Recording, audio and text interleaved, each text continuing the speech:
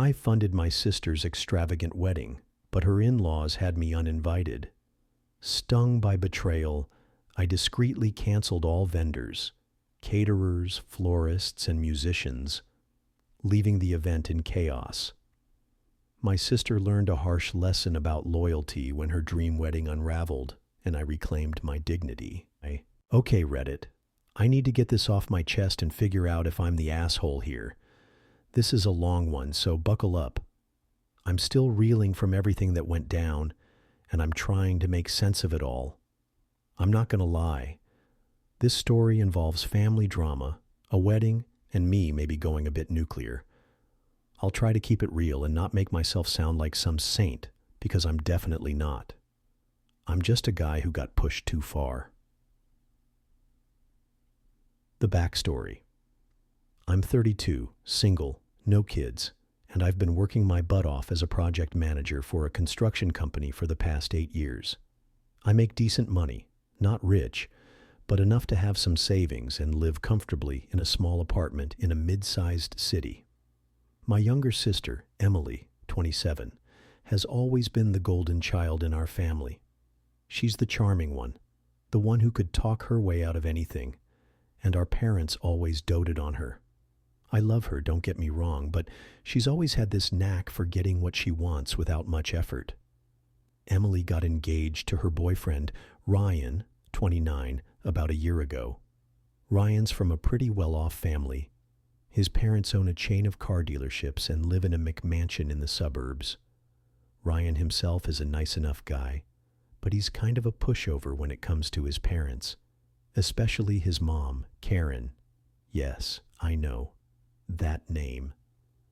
Karen's the type who's always smiling, but you can tell she's judging you behind her perfect veneers. I never got great vibes from her, but I figured, whatever. This is Emily's thing, not mine. When Emily and Ryan got engaged, she called me up, all excited, and told me they were planning a big wedding. Like, big. Think 200 guests, a historic venue with chandeliers, a string quartet, the works. I was happy for her, but then she dropped the bomb. She and Ryan couldn't afford it. Ryan's parents were chipping in a bit, but they were being weirdly stingy about it. More on that later. Our parents are retired and on a fixed income, so they couldn't help much beyond a couple grand. Emily, who works part-time as a yoga instructor, and Ryan, who's in some vague consulting job, didn't have the savings to cover the kind of wedding she was dreaming of. So, Emily asked me if I could help. She didn't outright ask for money at first. She started with, "You're so good with planning. Could you help us organize it?" But it quickly became clear what she really needed was cash. I hesitated because, well, I've been saving for a down payment on a house, and I'm not exactly swimming in extra funds. But Emily started crying on the phone, saying this was her dream, her one chance to feel like a princess, and how she'd always looked up to me. Ugh, she knows how to pull my heartstrings. So, like an idiot, I agreed to cover a big chunk of the wedding, $35,000 to be exact.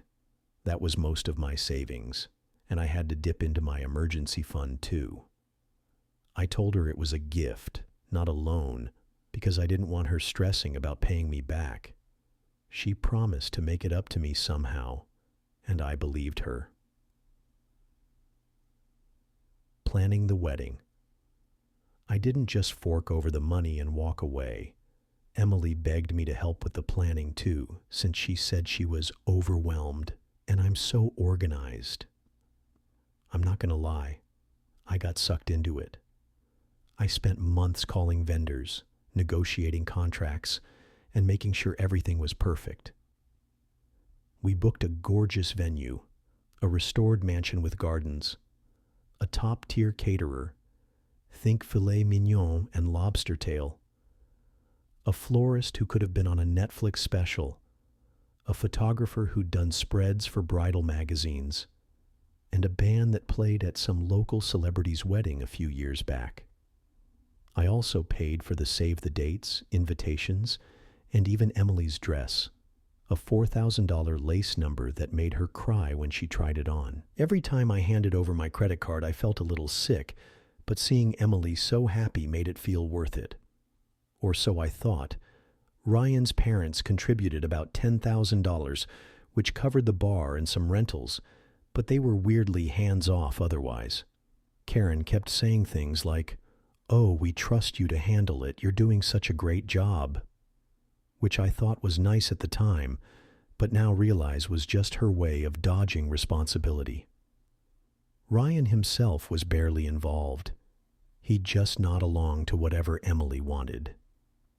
I should mention that I wasn't just the bankroll. I was supposed to be in the wedding too. Emily asked me to be a groomsman, which I was stoked about. I got fitted for a tux, went to the bachelor party, a chill weekend at a lake house, and even helped write the ceremony script because Ryan was too busy to do it. I was all in, you know. This was my sister's big day, and I wanted it to be perfect for her. The bomb drops fast. Forward to about 3 weeks before the wedding. Everything's booked, deposits are paid, and I'm double-checking RSVPs when Emily calls me. She sounds weird, like she's trying not to cry. She says she needs to talk to me in person, so I drive over to her apartment. When I get there, she's sitting on the couch with Ryan, who's staring at the floor like he's trying to disappear. Emily starts with, "I'm so sorry. I don't know how to say this." And I'm thinking someone died or something. But no. She tells me that Ryan's parents, specifically Karen, have decided I shouldn't be at the wedding. I'm sorry. What? Apparently Karen and her husband, Tom, had been talking, and they felt I was too involved in the wedding. They thought it was inappropriate for me to be a groomsman because I'm not technically part of Ryan's family, and they wanted the wedding party to be balanced with their side. But it got worse. Karen also said she didn't want me at the wedding at all because I was overshadowing Emily by paying for everything and being so hands-on. She told Emily it was embarrassing for their family that I was footing the bill, like it made them look bad. Emily tried to defend me, but Ryan backed his mom, saying it was their wedding and they needed to set boundaries. I was floored. I'd spent months planning, poured my life savings into this, and now I'm being uninvited? I asked Emily why she was going along with this, and she just kept saying, "I don't want to fight with Ryan's family. It's too much stress." She said she'd make it up to me, and that I could still come to the rehearsal dinner. The rehearsal dinner. Like I'm some distant cousin they're throwing a bone to. I looked at Ryan, hoping he'd say something, but he just mumbled, "It's not personal, man." Not personal?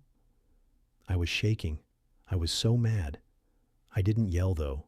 I just got up, said, "Okay, fine," and left. I drove home in a daze, feeling like I'd been punched in the gut. I kept replaying it in my head, trying to figure out what I'd done wrong. Was I too pushy? Did I overstep? But no. I'd done exactly what Emily asked me to do. I paid for her dream wedding, planned it, and now I was being kicked out because Karen's ego couldn't handle it. The revenge. I didn't sleep that night. I just sat on my couch, staring at my laptop with all the vendor contracts and confirmations. I was so angry, but more than that, I felt betrayed. By Emily, by Ryan, by the whole situation. I'd given up so much for this wedding, and now I wasn't even welcome. That's when the idea hit me. It wasn't a grand, evil plan. It just sort of crept into my head, and once it was there, I couldn't let it go. If they didn't want me at the wedding, fine. But they weren't getting my wedding either.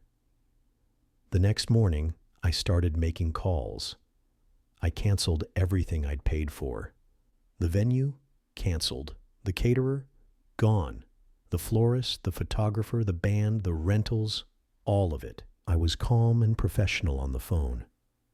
Just said there'd been a change of plans and asked about refund policies. Most of the deposits were non-refunded, which sucked. But I didn't care. I wasn't going to let Karen and her perfect little family waltz into a wedding I'd paid for while I sat at home like some chump. Here's the thing. I didn't tell Emily or Ryan what I was doing. I just let it sit. I knew they'd find out eventually, and I wanted them to feel the panic I'd felt when they uninvited me. Sure enough, about a week later, Emily called me, hysterical. The venue had contacted her to confirm the cancellation, and she was freaking out. "What did you do?" she screamed. I told her calmly that since I wasn't welcome at the wedding, I assumed they didn't need my money or my planning. She started crying, saying I'd ruined her life, that she and Ryan couldn't afford to rebook everything, and that I was being selfish. Ryan got on the phone and called me an asshole, saying I'd sabotaged their big day. I just said, "You made your choice, I made mine," and hung up. Word got back to Karen, of course, and she sent me a long, nasty text about how I was petty and vindictive and how I'd destroyed Emily's happiness. I didn't respond. My parents are furious with me too. They say I took it too far and should have just let it go. They're worried Emily's never going to speak to me again. Even some of my friends think I went overboard, though a couple said they'd have done the same thing. Where I'm at now. It's been 2 weeks since I canceled everything, and the wedding was supposed to be next weekend. Emily and Ryan are scrambling to put together something small at Ryan's parents' house, but it's nothing like the lavish event they'd planned. Emily hasn't spoken to me since that call, and I'm starting to feel a little guilty. I mean, I know I was angry, and I stand by my reasoning, but part of me wonders if I should have just swallowed my pride and let it go. I didn't want to hurt Emily. I just wanted to stand up for myself. But now I'm wondering if I took it too far. On the other hand, I keep thinking about how they treated me. I gave them everything, and they threw it back in my face because Karen didn't want to look bad. I feel like I had every right to pull the plug. Why should I bankroll a wedding I'm not even allowed to attend? So, Reddit, AETA, did I go too far by canceling all the vendors? Or was this a fair response to being uninvited? I'm torn, and I could use some outside perspective. Be honest, I can take it.